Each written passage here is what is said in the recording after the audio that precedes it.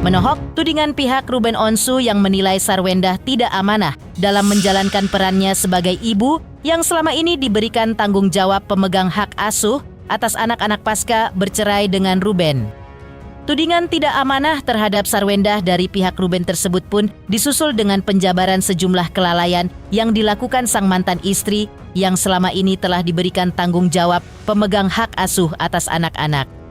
Dalam sikap tidak amanah itu diungkapkan pula peran kekasih Sarwendah, Giorgio Antonio alias Gio, yang dituding pihak Ruben Onsu justru mengambil alih perannya sebagai ayah biologis atas anak-anaknya yang membuatnya merasa kesal. Tapi, seperti apa jawaban pihak Ruben Onsu ketika dirinya dituding merasa cemburu dengan Gio yang selama ini sudah resmi menjadi kekasih Sarwendah? Apa saja kelalaian yang dituding Ruben Onsu kepada Sarwendah sebagai bagian dari sikap tidak amanah Sarwendah selaku pemegang hak asuh anak? Benarkah hal itu yang menjadi alasan bagi Ruben Onsu untuk berjuang mengambil alih hak asuh anak dari Sarwendah? Seperti apa pula tanggapan pihak Ruben Onsu atas klarifikasi Gio di sosial media baru-baru ini? Pemirsa, bersama Intens Investigasi, kami hadirkan kabar terkini, terpercaya, dan teraktual. Tetapi sebelumnya, jangan lupa untuk like, subscribe, dan juga share channel YouTube ini.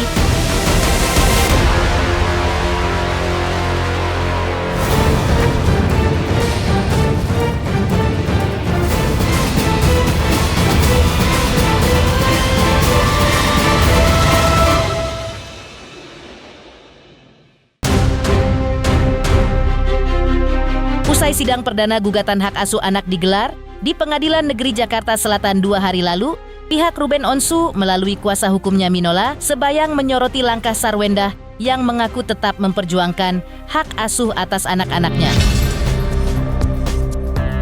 Menurutnya, apabila Sarwendah menyatakan ingin berjuang demi kebahagiaan dan keamanan anak-anaknya, maka perjuangan tersebut justru seharusnya dilakukan oleh Ruben Onsu. Pasalnya, Sarwendah telah diberikan kesempatan untuk mendapuk hak asuh anak sejak awal perceraian sebagaimana telah tertuang dalam Akta 39 Kesepakatan kedua belah pihak. Namun, menurut Minola Sebayang, mantan istri Ruben Onsu yaitu Sarwendah selama ini justru dinilai tidak amanah dalam menjalankan tugas tersebut sebagai seorang ibu yang telah diberikan hak asuh untuk anak-anaknya.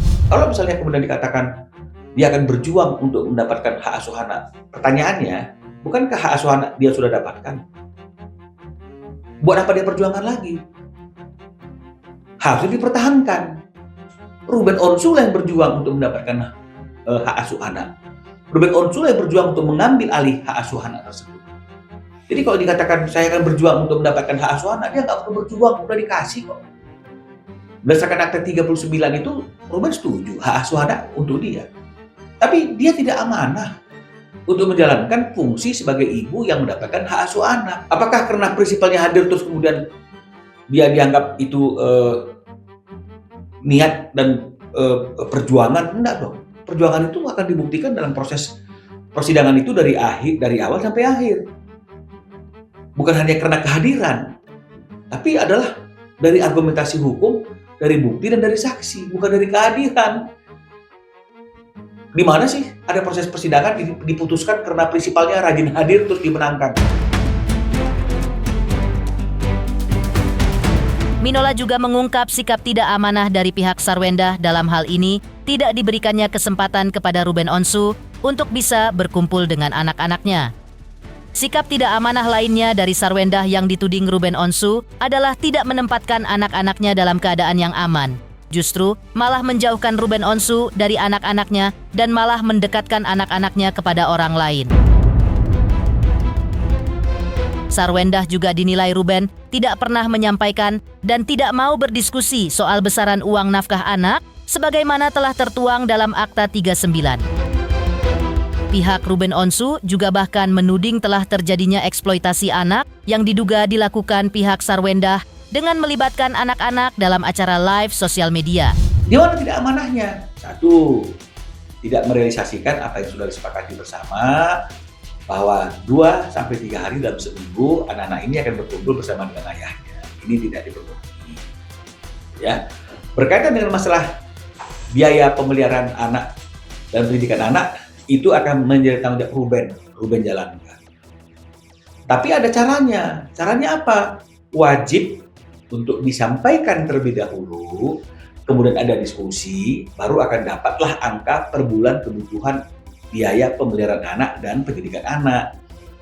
Ini tidak pernah disampaikan, nggak pernah didiskusikan. Karena Ruben selama bertahun-tahun mau memenuhi tagihan atau invoice yang diberikan oleh S yang nilainya berubah-ubah tiap bulan dari 220 sekian juta, 260 sekian juta, di luar biaya kredit, biaya kartu kredit lagi. Ini jadi keterusan. Polanya jadi seperti itu. Maka kita mau pola ini tidak seperti itu. Harus kembali kepada apa yang sudah disepakati. Disampaikan dulu, didiskusikan dulu, baru dikunci berapa per bulannya. Tapi kan tidak mau. Perinciannya pun ditanya tidak mau. Loh, artinya kita kan tidak ada kewajiban untuk memberikan itu kalau tidak pernah disampaikan, tidak pernah didiskusikan. Jadi ketika kita tidak lakukan itu dianggap ini sebagai suatu penghentian. Tidak, kita menunggu. Berapa memangnya fix biaya pendidikan dan biaya pemberian anak-anak ini yang rutin setiap bulan. Nah, jadi ini sudah ada diatur. Ini bukan perebutan lagi karena sebenarnya kita sudah kasih, tapi dia tidak amanah. Tidak menjalankan fungsi dengan baik, tidak memberikan kesempatan kepada Ruben untuk berkumpul dengan anak-anaknya, tidak menempatkan anaknya dalam lingkungan yang aman, ya, kemudian tidak memberikan contoh yang baik sama anak-anaknya, tapi justru membuat anak-anak jadi semakin menjauh dari ayahnya, didekatkan dengan orang lain. Oh, ini cemburu, enggak. Dia boleh dekat dengan siapa saja, tapi jangan ambil apa yang menjadi hak ayahnya. Di sisi lain, kuasa hukum Ruben Onsu yaitu Minola Sebayang juga menanggapi klarifikasi yang disampaikan oleh Giorgio Antonio alias Gio selaku kekasih Sarwendah yang sebelumnya disampaikan melalui akun media sosial pribadi Gio. Klarifikasi disampaikan Gio karena ia menyadari bahwa dirinya terseret dalam polemik panas yang terjadi antara Sarwendah dan Ruben Onsu. Menanggapi hal tersebut, kuasa hukum Ruben Onsu yaitu Minola Sebayang menilai klarifikasi yang dilakukan Gio merupakan hak setiap orang dan sudah menjadi hak Gio atau Sarwendah jika mereka mengklaim diri baik-baik saja. Namun menurutnya, apabila terdapat perilaku dari keduanya yang dinilai kurang pantas, biarlah masyarakat yang memberikan penilaian seperti munculnya aksi boikot dari netizen. Kita menghormati siapapun orang yang ingin memberikan pendapat, menyatakan pendapat dan pernyataan. Itu adalah sah-sah saja. Termasuk apa yang disampaikan oleh G dalam postingannya. Saya rasa itu sah-sah saja, kan begitu artinya. Kalau misalnya kemudian dalam postingan itu dia menyampaikan bahwa dia itu difitnah gitu ya, kemudian dia mengatakan bahwa hubungannya dia dengan S itu hubungan yang baik-baik saja, misalnya seperti itu, hubungan yang profesional atau apapun, itu kan yang tahu adalah dia sendiri dengan S, ya. Karena apa yang menjadi isi hati, apa yang menjadi fakta yang sesungguhnya yang paham itu hanya yang bersangkutan, yaitu S dengan G, ya.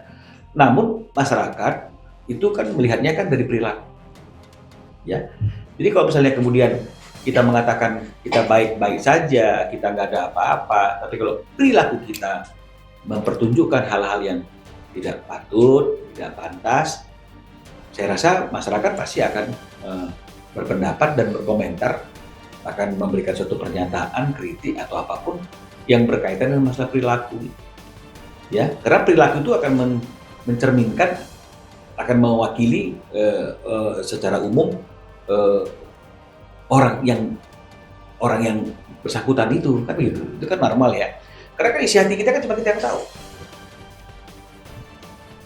Siapapun tidak akan bisa melihat isi hati kita, tidak bisa membaca pikiran kita, kan begitu ya.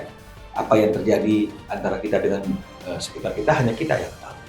Masyarakat akan melihat perilaku, dan oleh karena itu wajar saja kalau misalnya kemudian masyarakat mencoba memberikan suatu kesimpulan dari perilaku yang kita pertontonkan, kita pertunjukkan. Minola Sebayang juga mencoba menjelaskan dari kacamata Ruben Onsu sebagai seorang ayah yang memang melekat tanggung jawab, yaitu mendidik anak-anaknya. Karena itu tidak ada salahnya jika Ruben menegur pihak lain yang mengambil alih tugas tersebut. Karena yang lebih pantas mendidik anak-anaknya adalah ibu kandung dan ayah biologis mereka, yaitu Sarwendah dan Ruben Onsu. Menurut Minola Sebayang, hal ini dilakukan Ruben Onsu bukan karena ia merasa cemburu kepada Gio, tapi lebih karena perilaku Gio yang di matanya tidak baik dari segi norma dan aturan. Minola Sebayang juga mempertanyakan kapasitas Gio dalam kedekatannya dengan anak-anak Sarwendah. Kalau Ruben kan dia memberikan suatu pernyataan itu kan dari kacamata dia sebagai seorang ayah yang dia tidak ingin anaknya ini dididik, diasuh oleh orang yang tidak memiliki hubungan apapun ya dengan anak ini, karena dia sebagai ayah masih hidup. Harusnya ayah anak ini yang mendidik dan mengasuh dia, mengajarin dia itu adalah ibu kandungnya dan ayah kandungnya, bukan karena hal-hal yang lain. Jadi kalau misalnya kemudian ada orang mengatakan cemburu gitu, ini aneh nih, ini hebat ini. Kalau saya bilang bahwa orang melihat dari perilaku, tapi orang-orang yang menyampaikan hal itu ini luar biasa, dia paranormal, dia tahu apa yang menjadi isi hati Ruben, luar biasa, ya. Tapi kalau kita hanya melihat perilaku, ya perilaku yang tidak pantas itu akan menjadi satu hal yang tidak baik secara norma dan aturan. Ini yang kemudian Ruben tegur. Saya kira di mana salahnya? Yang terbaik buat anaknya itu kan salah satu diantaranya kan adalah anak-anak itu tetap merasakan cinta kasih dari ayahnya. Jangan yang terbaik menurut kacamata kita. Tapi kita menganggap kita sudah memberikan yang terbaik. Dia tahu nggak bahwa dulu itu anaknya sering juga telepon Ruben nangis-nangis. Pernah ya seperti itu? Pernah curhat itu misalnya. Jadi artinya yang terbaik buat anak itu kan bukan hanya sesuai dengan selera kita aja. Kita harus juga memahami dong apa yang menjadi kebutuhan emosi dan psikologis anak kita. Berkumpul bersama dengan ayah kandungnya itu juga salah satu kebutuhan. Diberikan apa tidak? Dilakukan apa tidak? Kalau dilakukan berarti benar sayang. Kalau nggak dilakukan, kita nggak usah ngomong sayang deh. Nggak usah bilang kita ingin memberikan yang terbaik sama anak kita.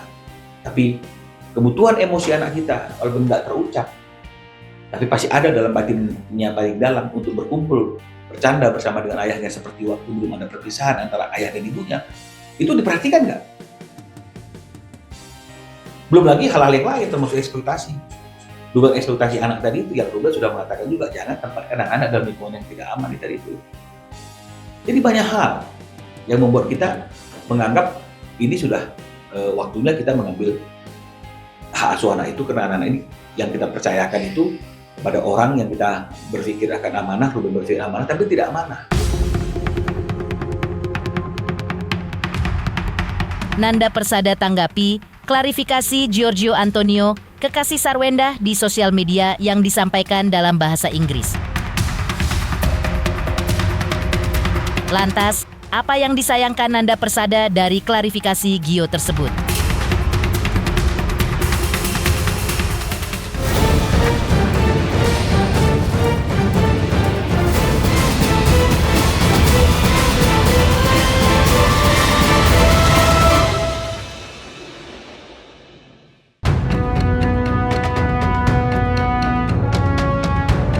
Klarifikasi Giorgio sebelumnya juga mendapat perhatian dari sahabat Ruben Onsu sekaligus mantan manajer Sarwendah, yaitu Nanda Persada.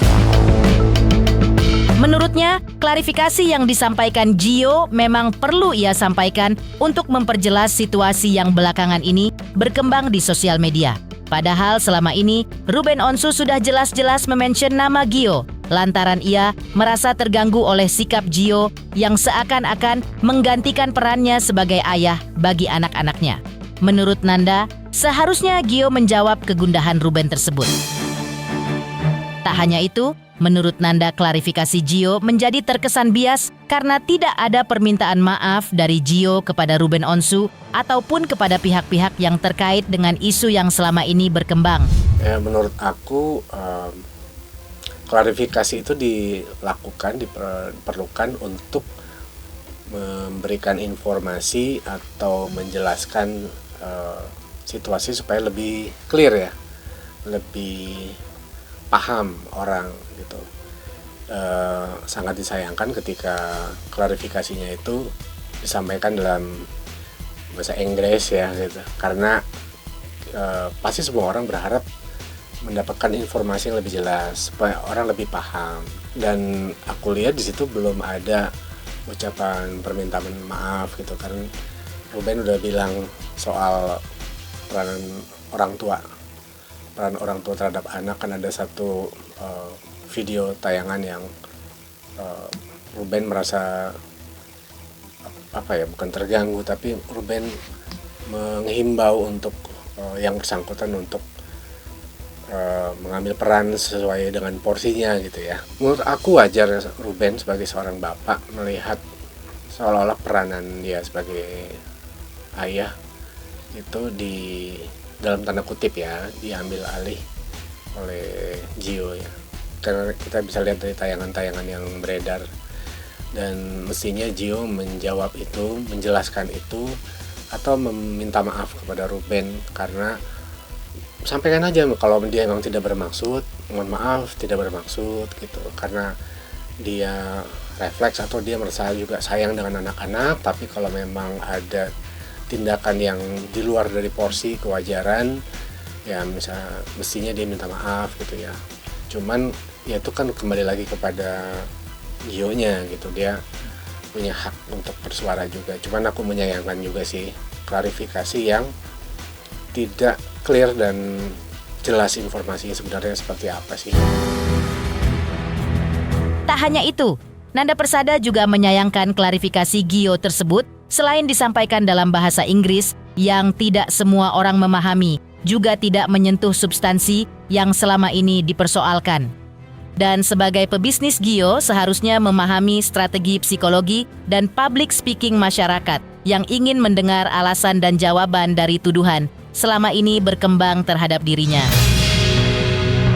Nanda Persada juga mengatakan bahwa jika memang ada unsur fitnah entah dari netizen atau dari siapapun kepada Gio, hendaknya hal itu direspon dengan bukti-bukti berupa data dan pernyataan yang bijak dari pihak Gio. Namun, yang terjadi belakangan ini adalah timbul kegaduhan di jagat maya hingga muncul petisi boikot terhadap Sarwendah dan Gio hingga ditandatangani puluhan ribu netizen. Jadi menurut aku sangat menyayangkan penjelasan dari Gio itu tidak terlihat kepada substansi gitu, karena yang pertama orang-orang tidak melihat penjelasan yang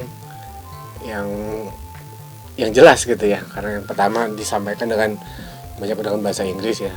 Kita tahulah semua orang belum tentu paham dengan apa yang disampaikan. Cuman ya kita harus hargai juga lah gitu. Yang kedua, tidak adanya permintaan maaf kepada yang bersangkutan, kepada Ruben langsung. Kan udah jelas Ruben udah nge-mention nama Gio di situ gitu. Aku menyayangkan sih ya, Gio tuh menurut aku punya fans yang banyak. Gio juga good looking, terlihat pintar ya, smart, juga sebagai pebisnis yang bagus gitu ya. Ya sangat disayangkan. Aku rasa dia mestinya paham dengan strategi psikologi dan public speaking. Jadi apa yang orang-orang pertanyakan, orang-orang yang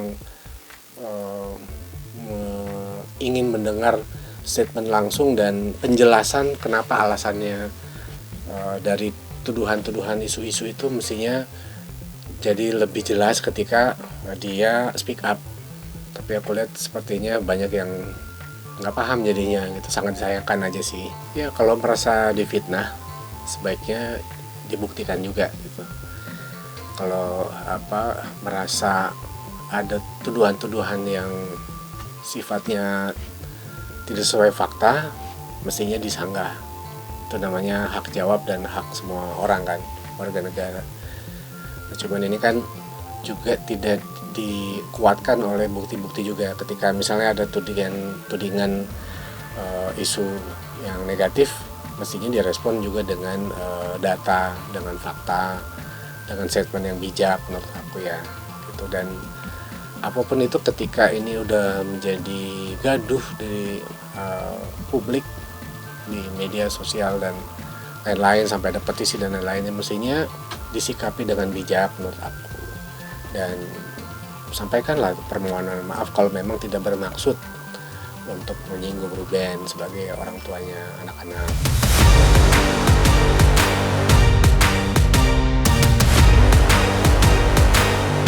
Pemirsa Intens Investigasi, jangan lupa saksikan terus Intens Investigasi. Dan pastikan jangan lupa untuk like, subscribe, dan juga komen. Terima kasih juga atas kesetiaan pemirsa, atas pencapaian jumlah subscriber yang kini menuju 4 juta subscriber channel Intens Investigasi.